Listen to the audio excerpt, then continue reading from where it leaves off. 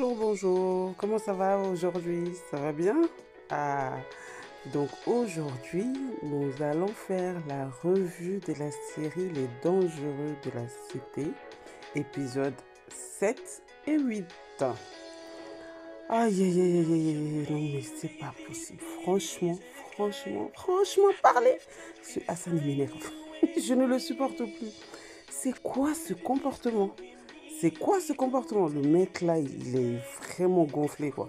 Vraiment gonflé. Oh là là, il ne respecte pas sa femme et le lit conjugal. Oh là là, ce couple est vraiment impossible, hein. Je sais pas qu'est-ce qui se passe, mais il est fou. La communication, c'est zéro quoi. C'est zéro. Zéro. De plus, la femme subit ce genre de comportement sur son lit conjugal et on voit clairement qu'elle est en nuisette, mais le gars, même pas un regard. Même pas, il lance un regard. Non, mais c'est pas possible, c'est Hassan. Ah là là, il me laisse sans voix. Il me laisse sans voix. Ah, c'est pas possible. Moi, j'aimerais bien que Yeta développe franchement l'histoire d'Hassan là pour qu'on sache enfin c'est quoi ce comportement là. Pour qu'on sache c'est quoi ces comportements. Non, mais franchement, quoi. En plus, complètement différent de son jumeau. Et puis un truc comme ça. Non, mais franchement, il y a beaucoup d'hommes au Mali qui ont des maîtresses. Ça, c'est très courant dans le pays. Mais ce n'est pas pour autant qu'ils manquent de respect à leurs femmes comme ça. C'est pas possible. C'est quoi ça? Oh là là là là là là. Non, il exagère, il abuse. Il abuse vraiment. Oh. Et là, on voit aussi dans l'épisode 7 que la victime de l'accident de Mo, bah, il a décidé de porter plainte hein, et de se plaindre bien sûr aux autorités. Donc on le voit que donc je sais pas du tout où est-ce que cette histoire là va être menée puisqu'il dit clairement que Mo l'a acheté entre guillemets son silence. Donc on verra ce que ça va, dans quelle direction, et ce qui l'a poussé en fait à revenir sur sa décision quoi. Puisque quand il est parti le voir clairement, le mec il dit que c'est bon, mais là il retourne sa veste, bon, on verra ce que ça va donner. Je sais pas ce qui lui a pris et pourquoi il a changé subitement d'avis, donc nous verrons. Et il dit dans le bar avec deux femmes. Qu'est-ce qui lui arrive? Qu'est-ce qui lui arrive? Parce que il a une pensée pour ce qui s'est passé dans l'épisode 6 avec la dame devant le salon de coiffure. Qu'est-ce qui se passe, il dit? Il dit, bah, on verra, on n'en sait pas plus pour Izzy.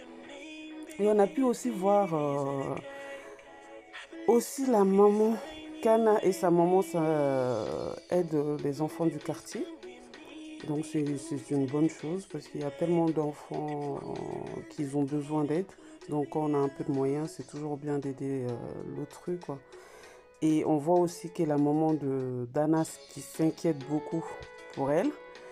Donc parce qu'elle sort beaucoup, donc elle lui dit rien. Donc la communication dans cette maison aussi, ça commence à ne pas aller du tout, du tout, du tout, du tout. Et donc elle sort beaucoup, mais elle ne dit rien. Donc la maman s'angoisse, quoi. Mais bon, je pense qu'elle soupçonne qu'il y a un homme dessus. Hein. Elle soupçonne qu'il y a un homme là-dessus. Mais c'est dommage qu'Anna ne communique pas, quoi. C'est parce qu'on voyait dans les premiers épisodes qu'elles étaient quand même, elles avaient l'air d'être complices. Donc là, d'un coup, le rapprochement avec Mo, qu'elle n'en parle pas à sa maman, ou du moins fait une allusion. Mais bon, enfin, on verra ce que ça va donner. Et Mo et Anna sont devenus très proches. Enfin, on a l'explication de Mo sur le délit de fuite et après l'accident, sur son délit de fuite. Et je trouve que l'explication est très claire et compréhensible parce que parfois avec la surprise et la panique, enfin, on agit d'une certaine façon qui n'est pas forcément notre comportement de tous les jours ou qui peut être un comportement inapproprié. Donc c'est des choses, ça arrive. Donc moi je trouvais que son explication était vraiment plausible. Pour moi c'était compréhensible. Donc c'est ce que je pensais aussi. Parce que la panique, quand on panique, bah, on arrive à faire pas mal de choses quoi. Donc voilà pour ce que j'ai à vous dire pour l'épisode 7. Maintenant, nous allons passer à l'épisode 8.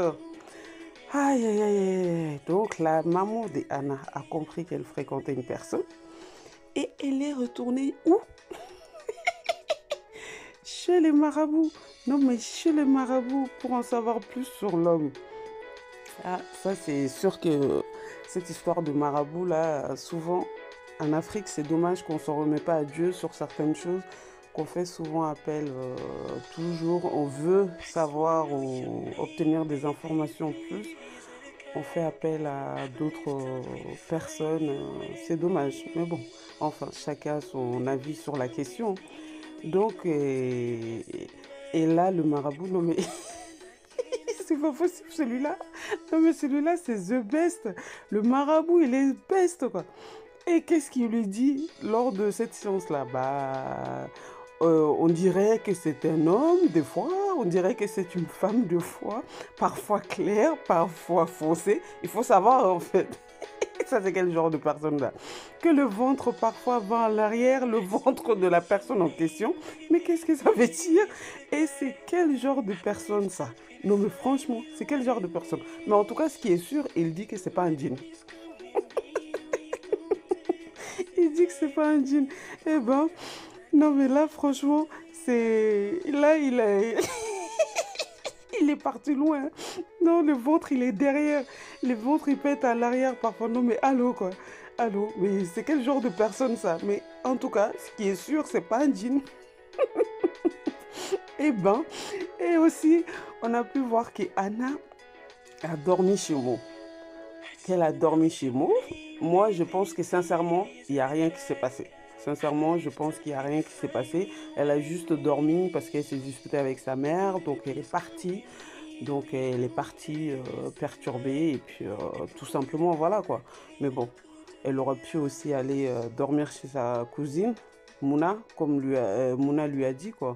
Donc, c'est pas parce que tu te fâches avec ta maman que tu vas aller dormir chez le copain en question. Ça, c'est voilà quoi. La décision de Anna là, c'était vraiment pas approprié, hein, mais bon, enfin.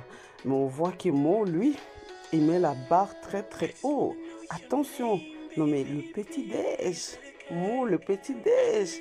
Ah non, et puis parce qu'on a pu voir que les femmes qui ont dormi chez lui, bon peut-être parce qu'elles sont passées à l'acte, on a pu voir que les femmes qui ont dormi chez lui, bah, il le foutait à coups de pied pratiquement dehors quoi. Et là, elle a le droit au petit déjeuner après les fleurs, et petit resto et tout. Donc là, je vois que Mo, il met la barre très très haut. Donc là, je sais pas s'il commence à tomber amoureux ou c'est quoi le truc, mais j'ai hâte de voir où ça va donner cette relation. Parce que là, il met les petits plats dans les grands. Donc, mais bon. Mais le fait qu'Anna est partie dormir chez lui, franchement, je pense qu'elle aurait pu réagir autrement et aller dormir chez sa cousine. C'était plus approprié que d'aller dormir chez lui, quoi. Donc, mais bon, enfin, on verra pourquoi. Donc, sa mère, on peut donner raison à sa mère, là, parce qu'elle a un changement de comportement qu'on ne comprend pas trop. Parce que vu la présentation d'Anna qu'on avait faite, donc une femme indépendante, libre, mais là, ça... Mais bon, on va dire que la dispute avec sa mère l'a beaucoup secoué. L'a beaucoup secoué. Et on a le retour aussi de mon pote Youssou. Ah, Youssou qui s'inquiète de l'ambiance qui règne à la maison entre Anna et la maman. On apprend aussi qu'il a eu une histoire. Il y a eu une histoire entre Mouna, sa cousine, et lui, quand ils étaient plus jeunes. Et puis la phrase là qui tue les cousins, les cousines sont faites pour les cousins. Donc mais c'est pas possible cette histoire, c'est pas possible. Effectivement, mais c'est possible parce qu'effectivement au Mali, on entend beaucoup parler de cet adage et c'est quelque chose qui s'est fait beaucoup dans certaines ethnies, les cousines germains ou des cousines directes qui sont données à leurs cousins quoi, en mariage. Pour ma part, je pense que c'est quelque chose qui devrait être, qui ne devrait pas se faire parce que quand tout va bien, bon, la famille est préservée, mais quand tout va mal, je pense que ça fait vraiment un dysfonctionnement au niveau de la famille, quoi. Parce que je pense que chacun prend parti pour son enfant. Donc, ce qui fait que les relations familiales seront tendues ou même inexistantes derrière. Donc, pour moi, c'est quelque chose qui est vraiment un mariage familial. Pour moi, c'est quelque chose qui devrait être, qui ne devrait pas se faire. Qui ne devrait pas se faire. Mais c'est mon avis à moi. Donc, voilà quoi. On verra bien ce que ça va donner. Mais Oussou, non mais Oussou, franchement, quelle ambition. Tu vois très bien que Mouna est attirée par des personnes qui ont l'argent, qui arrivent à la mettre bien. Et puis toi, tu ne travailles pas, tu ne fais rien. Et puis c'est Mouna que tu veux, quoi. Non mais allô. Donc là, Oussou, je ne sais pas ce que les scénaristes...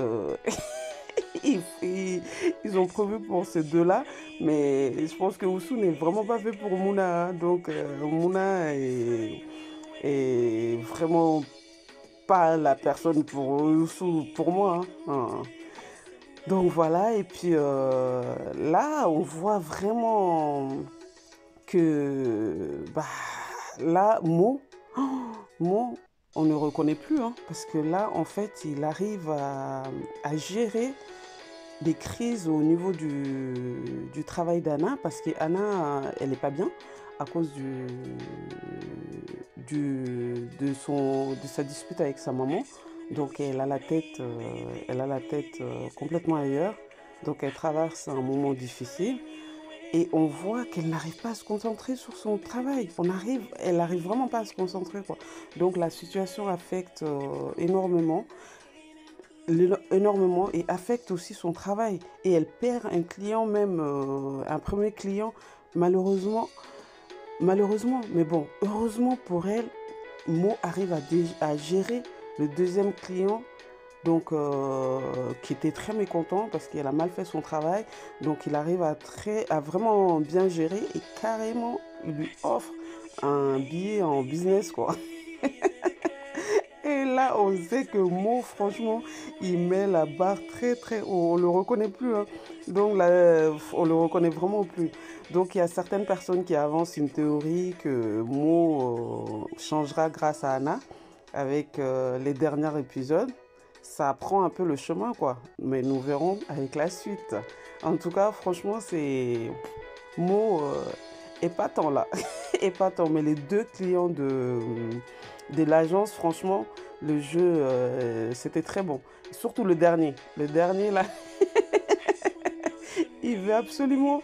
Non, mais c'est bien, c'est bien, c'est bien. Ça commence, c'est bien. Donc, on verra. Je ne sais pas combien d'épisodes comporte cette saison-là, mais nous verrons. Nous verrons ce que ça va donner. Mais là, Anna, elle perd complètement pied. Et moi, franchement, je veux vraiment qu'on développe l'histoire d'Alassane là. Parce que ce comportement-là, c'est trop. C'est trop, Alassane. C'est trop. Enfin. Donc voilà ce que j'avais pour vous aujourd'hui pour ce deux épisodes. L'épisode 7 et 8 des Donjons de la Cité. Donc voilà. Donc à très bientôt. Merci.